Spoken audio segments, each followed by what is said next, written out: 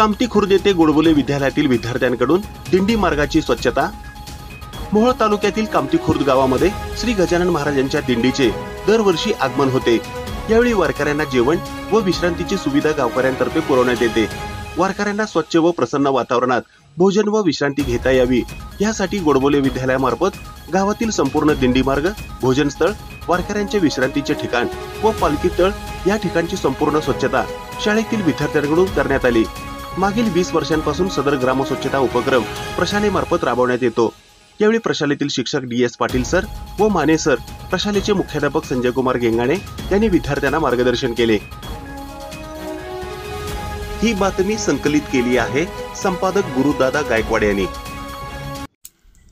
ताज्या घडामोडी पाहण्यासाठी आजच महाराष्ट्र सुखदेव न्यूज या YouTube चॅनलला लाईक आणि सबस्क्राइब करा।